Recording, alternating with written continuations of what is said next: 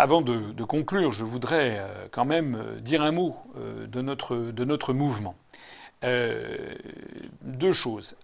D'abord, j'ai eu un grand plaisir de faire au cours des 15 derniers jours un déplacement dans les Pyrénées-Orientales, où je suis allé successivement à Perpignan, où il y avait plus de 90 personnes. Je me rappelle y être allé il y a 4 ans, il y avait 12 personnes. Et puis également à Fillols, qui est un petit village de montagne qui a 70 habitants, il y avait quand même 45 personnes dans la salle. Et également à Île-sur-Tête, où là il y avait plus de 50 personnes dans la salle, alors que c'est également une petite ville. Voilà. J'ai pu noter l'enthousiasme sous la bienveillante mais très très dynamique, comment dirais-je, action de notre délégué départemental, Blandine Urbanski, qui est extrêmement efficace.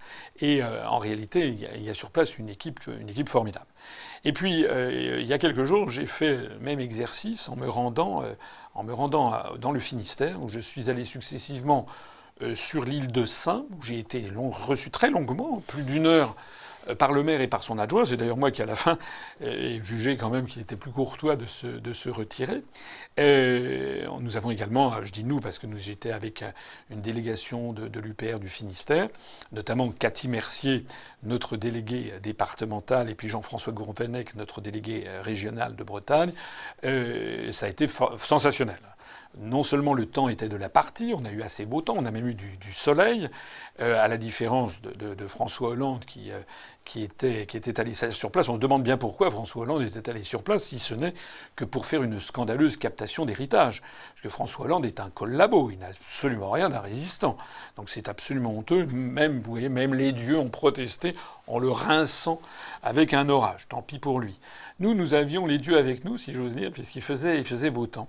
J'ai présenté une conférence que je vais présenter de nouveau dans les semaines qui viennent et qu'on enregistrera, qui s'appelle Qu'est-ce qui reste du gaullisme aujourd'hui. Voilà. Et puis le lendemain, j'ai fait une conférence à Concarneau sur la pêche, la situation de la pêche en France.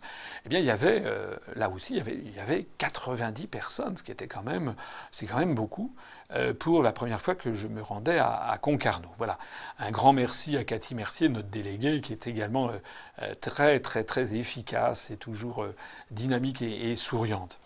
Et puis le surlendemain, je suis allé à Rennes, où notre délégué départemental, qui est Barbara Sillard, avait organisé une conférence dans un endroit, c'était auprès d'un sympathisant, un fermier qui nous a fait visiter son installation fermière c'est un producteur de lait. Et puis ensuite, il y avait une conférence dans la ferme qui était là, qui était quand même à 45 minutes de route de Rennes. Je ne l'avais pas trop dit, mais je pensais qu'on aurait peut-être une vingtaine, une trentaine de personnes. Eh bien, le croirez-vous, on a eu encore une fois 90 personnes. Un grand bravo à Barbara Sillard. Un grand bravo à Jean-François Gourvenec, encore une fois notre délégué régional, et puis également à tous ceux qui ont aidé à cette mobilisation. On a fait d'ailleurs pas mal d'adhésions à chaque fois. Voilà, donc ça c'est ce que je voulais dire. Il se trouve d'ailleurs, j'ai cité 3 délégués femmes, Blandine Urbanski à Perpignan, Cathy Mercier à Quimper et Barbara Sillard à Rennes. J'en suis ravi, et ça me permet de passer au sujet sur lequel je voudrais conclure, y revenir une dernière fois, enfin une nouvelle fois plus exactement, qui est la constitution de nos listes aux élections régionales. Les élections vont avoir lieu au mois de décembre. Partout, tout le monde s'affaire pour constituer nos listes. Dans un certain nombre de régions, le quota d'hommes a été atteint. On continue à solliciter les hommes parce que, évidemment, on préfère mettre sur la liste des gens qui sont d'accord pour se mobiliser pour distribuer des tracts. Bien. Donc ceux qui nous ont dit, moi je mettrai mon nom, mais éventuellement si vous trouvez quelqu'un de mieux, ils sont les bienvenus, mais si on trouve quelqu'un qui a davantage de volonté de se mobiliser, on le préférera. En revanche, dans la plupart des régions, nous n'avons pas encore atteint le quota de femmes, puisque je rappelle que ce sont des listes absolument hommes-femmes obligatoirement. Alors je lance ici un appel, et comment dirais-je, nos trois délégués, donc que je viens de citer, qui m'en donnent l'idée. Je m'adresse ici plus particulièrement aux femmes qui nous suivent, en leur disant que nous comprenons les problèmes spécifiques que rencontrent les femmes. Elles sont souvent, je vais faire un petit peu de sexisme à l'envers, elles sont souvent plus scrupuleuses peut-être que les hommes. Elles hésitent à prendre un engagement parce qu'elles sont souvent très très scrupuleuses et elles se disent parfois qu'elles ne vont pas forcément parvenir à tenir l'engagement qu'elles prennent si elles se mettent sur une liste parce qu'elles savent qu'elles ont souvent, elles ont plusieurs vies, elles ont leur vie professionnelle, elles sont au foyer, voilà, elles tiennent souvent le ménage plus fréquemment que les messieurs, c'est encore vrai. Et puis souvent elles s'occupent de leurs enfants, elles s'occupent des études, etc. Voilà. Donc moi ce que j'ai à dire, c'est vrai ce que je dis pour les hommes comme pour les femmes, mais ça s'adresse peut-être plus particulièrement aux femmes. Nous avons trois types de candidats. Il y a ceux qui sont d'accord pour s'engager réellement, c'est-à-dire aller distribuer des tracts très souvent, plusieurs jours par semaine, aller coller des affiches, faire du porte-à-porte, tenir un stand dans un marché, éventuellement participer à une réunion publique. Voilà. Ceux-là ou celles-là, nous les mettrons en tête de nos listes, sachant qu'il y a des listes départementales. Et puis, il y a des candidats ou des candidates qui sont d'accord pour être sur une liste, sont d'accord pour participer un petit peu, mais pas beaucoup, parce qu'ils ont une activité professionnelle ou parce qu'il faut qu'elles s'occupent, par exemple, de leurs enfants ou pour d'autres raisons. Elles nous disent, ben voilà, je participerai, mais pas trop. Faut pas trop compter sur moi, une fois ou deux. Je distribuerai des tracts, mais pas beaucoup plus.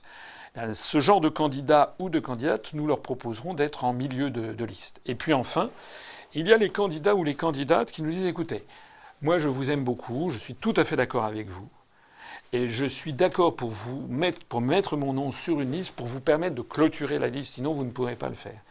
Mais cela étant, ne m'en demandez pas plus parce que j'ai trop d'activités professionnelles, ou alors j'ai des enfants en bas âge, je ne peux pas distraire du temps pour faire une campagne, ou alors on a le droit aussi, je suis timide, ou je n'ai pas envie d'aller en public, je me sens mal à l'aise, ça n'est pas mon truc à moi. Eh bien, tous ces candidats ou toutes ces candidates, ils sont les bienvenus. Nous en avons également besoin pour pouvoir en fait achever nos listes. Voilà, donc je rappelle que si vous voulez faire acte de candidature, eh bien vous nous écrivez à l'UPR, à contactez-nous et vous nous dites un peu quel est le profil auquel vous vous rattachez. C'est très important pour nous. Nous sommes actuellement, et je le vois sur le terrain, en phase rapidement ascensionnelle. D'ailleurs, actuellement, ceux qui voient notre compteur le compteur du nombre de nos adhérents, mesure que nous grimpons entre 7, 8, 9, 10, 11, en gros en moyenne souvent aux alentours de 9 adhérents par jour depuis plusieurs semaines, avec parfois des pointes à 12, 13, 14. C'est très très encourageant. Moi, dans Paris, intramuros, je suis abordé dans la rue, c'était encore le cas, ça m'est arrivé encore hier, à 2 reprises, par des gens, souvent des jeunes internautes, qui sont toujours extrêmement gentils et toujours pleins de... Ça donne vraiment beaucoup, beaucoup d'espoir. Donc l'UPR est en phase ascensionnelle rapide. Nous devons absolument être présents aux élections régionales de décembre prochain. Pour ça, il faut absolument qu'on puisse boucler les listes. J'aimerais qu'on puisse les boucler le plus vite possible, c'est-à-dire à peu près vers la fin juin. Vraiment, je compte sur tous ceux et toutes celles d'entre vous qui m'écoutez. C'est le moment de se mobiliser. Merci beaucoup et à bientôt.